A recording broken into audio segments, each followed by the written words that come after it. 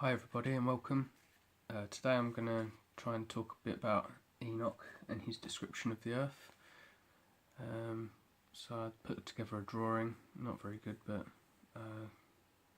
hopefully enough to see what I'm trying to say. And a couple of things I want to say about it before I read any scripture or anything is that before the flood in Enoch's time the ocean level was lower, sea level was lower. And that maybe the ring of fire, when he went into the east and the west of the ends of the earth, was the end of the earth. And yet when he talks of the end of the great earth, he's talking about Antarctica. I can't find it in this bit of scripture, so I've got more to find, but it does talk about it somewhere else, that the angels take away the light of the sun for 7 hours per night as the sun goes under the earth. And I think because Enoch's still in the flesh when he's perceiving all these things, that he's standing here and seeing it disappear under the horizon beyond there after the light's been taken by the angels, that it's still, the sun is still travelling above the earth in a circumference, and the 6 gates that he sees when he's at the east and the west end is actually just the different positions that he sees it arise over the sunset before it gets its great glory. After the 7 great hours, that the angels take the light there and then give it back there before it reaches the next circuit of the earth. I'm not saying that is how it is, I'm just saying that that's how I pictured it when I read it. If this is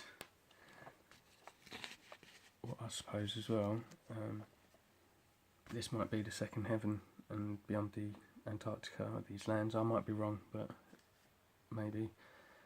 And as I showed in the previous drawing, in this I showed in another video, I've got the 2nd and the 5th shaded, because Enoch talks about how the 2nd and the 5th heaven are basically on lockdown for what sin they created on Earth.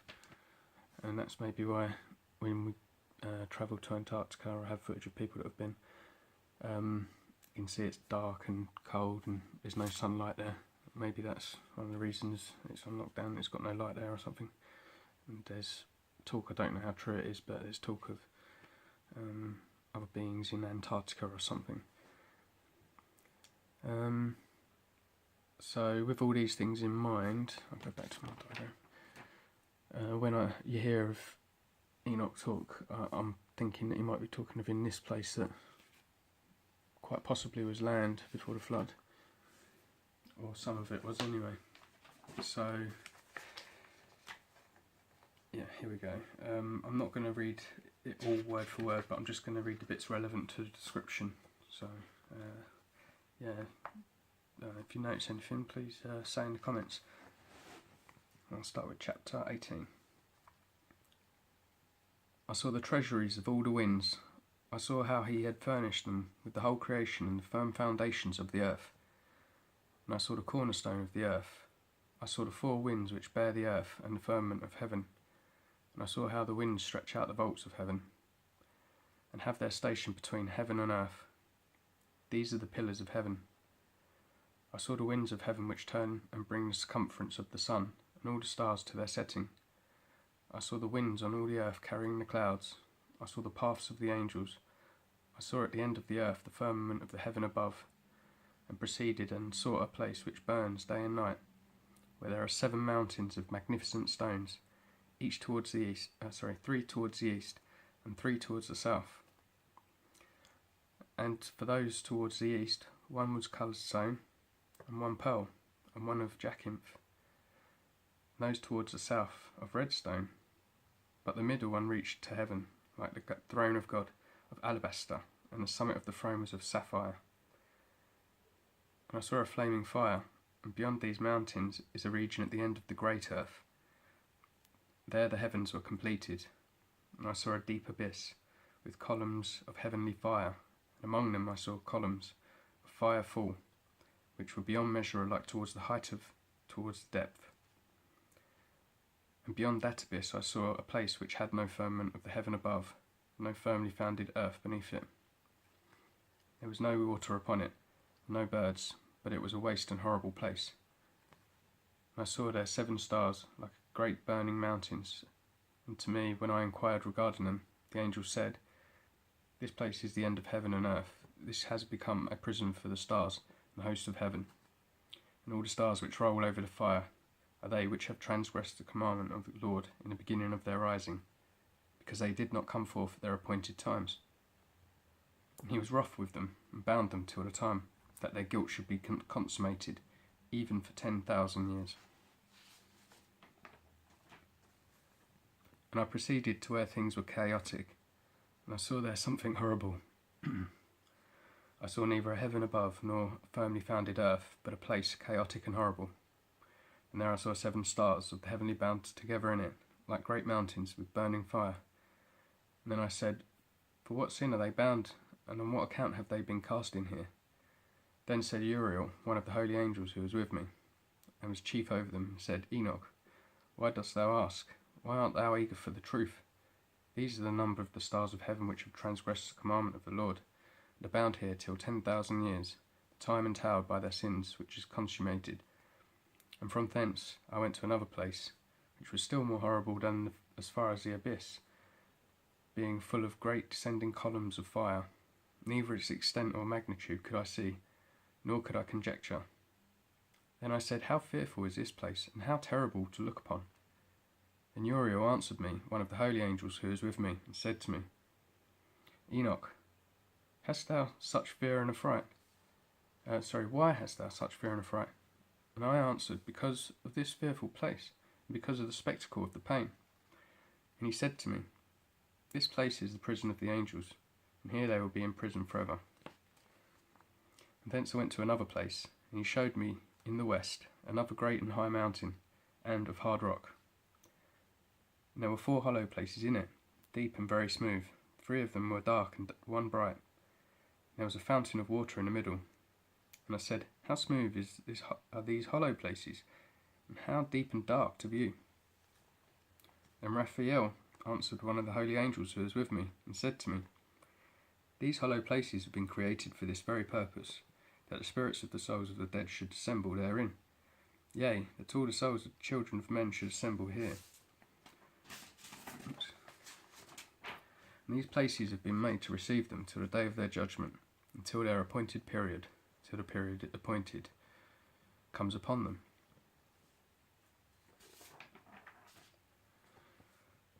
From here I went to another place, to the west ends of the earth, and I saw a burning fire, which ran without resting, and paused not from its course day or night, but ran regularly. And I asked, saying, What is this which rests not? Then Raguel, one of the holy angels who was with me, answered me and said to me, This course of fire which thou hast seen is the fire in the west which persecutes all the luminaries of heaven. And from there I went to another place of the earth, and he showed me a mountain range of fire which burnt day and night. I went beyond it, and I saw 7 magnificent mountains, all differing each one from the other, and the stones thereof were magnificent and beautiful, magnificent as a whole, of glorious appearance and fair exterior. 3 towards the east, 1 founded on the other, 3 towards the south, 1 upon the other.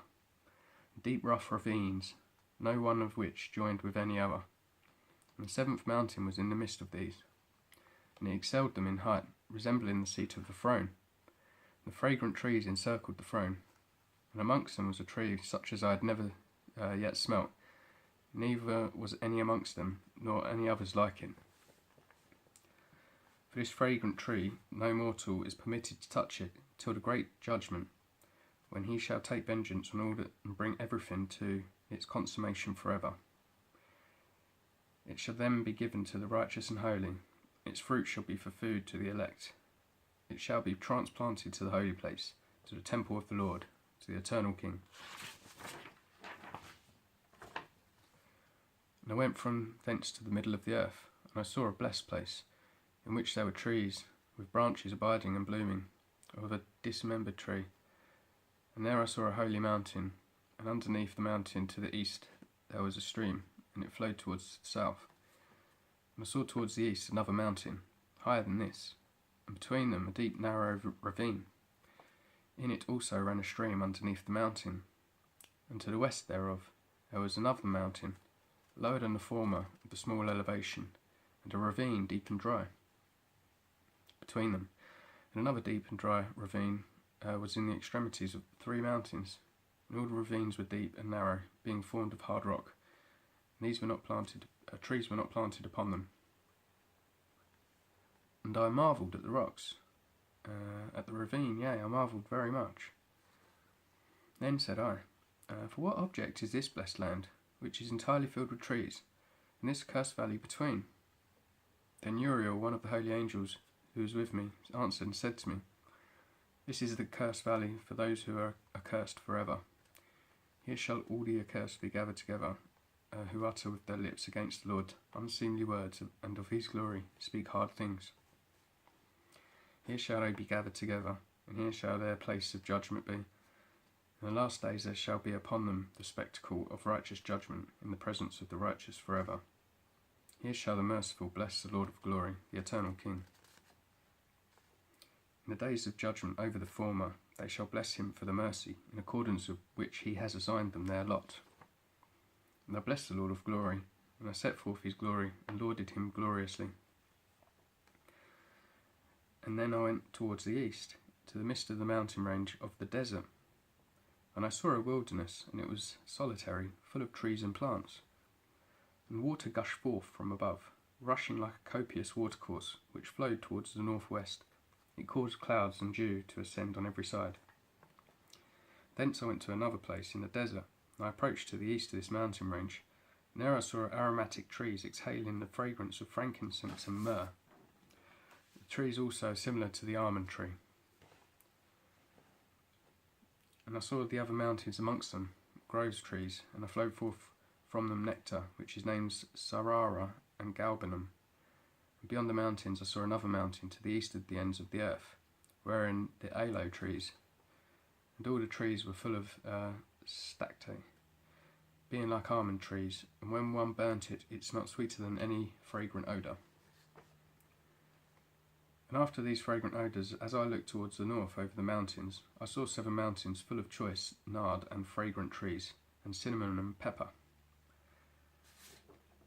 And thence I went to the summits of all these mountains, far towards the east of the earth, and passed above the Erythraean Sea, and went far from it, and passed over the angel Zotiel.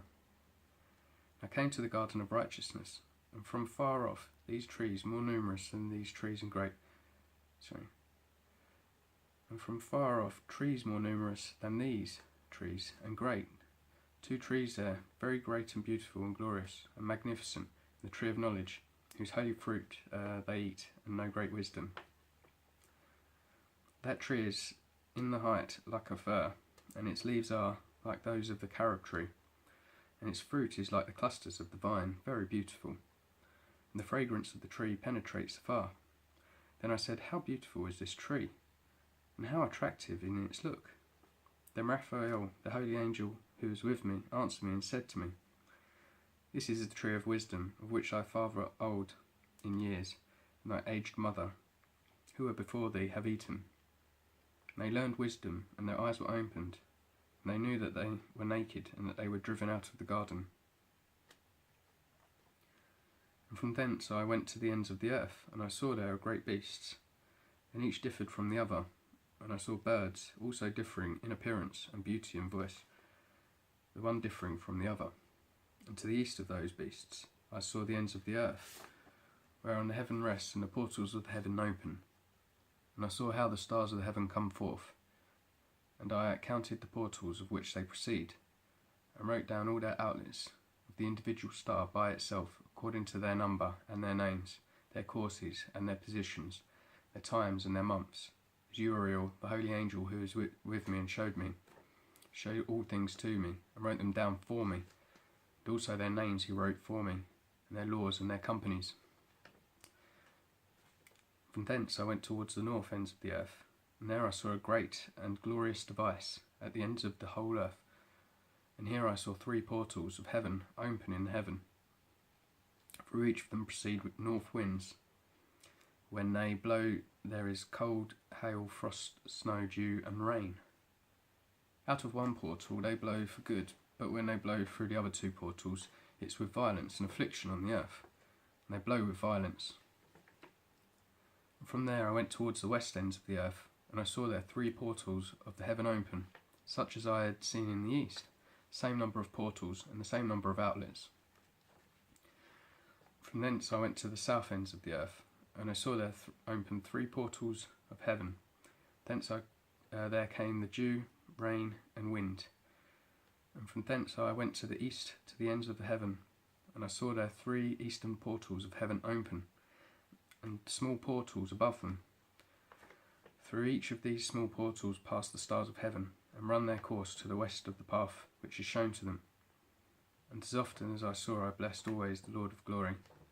And I continue to bless the Lord of glory, who has wrought great and glorious wonders, to show the greatness of his work to the angels and to the spirits and to men, and that they might praise his work and all his creation, that they might see the work of his might, and praise the great work of his hands, and bless him forever.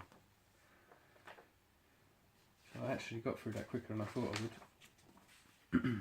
But yeah, when he was talking about the throne, the 7 mountains and the seat of the throne, I first thought that might have been Mount Meru, which is at the centre, but I don't think it is now, and it could be over here. And when in Enoch's day, when the ocean levels were lower, the ring of fire could have been the columns of fire that he saw. I don't know, but I'm just suggesting what I saw. So when he saw the sun come over here, and also how it gets dimmed for 7 hours at this point of its circumference each day, it still has light, but it's just not as magnetically fluxed or whatever as it is when it's coming around this area. But the 4 pillars of heaven holding, they're separating heaven and earth. These are probably like magnetic, some sort of electromagnetic, I don't know. And the windows in the on the firmament from heaven, bringing in the stars, the winds. So that's just the way I saw it, really. Being that when Enoch was first taken, he went east. So on this earth, he would have come to this point and probably saw over here the ends of the earth, but not as close as to the ring of fire. But was looking at the sky and saw the 6 gates over a year, of which the sun will rise. And then when he was taken over here and saw the other end where the sun sets, he was closer to the ring of fire, so he saw the columns of endless fire. And he also saw how the sunlight was taken from it as it went through where it's persecuted or something, so it said. So yeah, that's basically how I saw it. Depending on if this is second heaven on the outside or if it is an extension of Earth, then all that stuff that I saw in the other drawing here could all be out here instead, if that makes sense. But yeah, that's pretty much it. Like I say, I'm not saying that this is the right way, but it's just the way I saw it when I read it. The other thing, yeah, when he went over the Eurapian Sea, which is off India, so he would have literally gone this way, far beyond the south, to the Garden of Righteousness. And I've got this upside down, so it's at the same angle as what I've done my drawing at. That's why I just titled that down there. But India being there, Garden of Righteousness would be over here, somewhere in the east. It's just how I saw it anyway. And it's the glorious device in the north, whatever that is. It'll be somewhere up there, or somewhere up there. But yeah, if anyone's got any comments or would like to say anything about that, feel free to do so. Thanks for watching. God bless.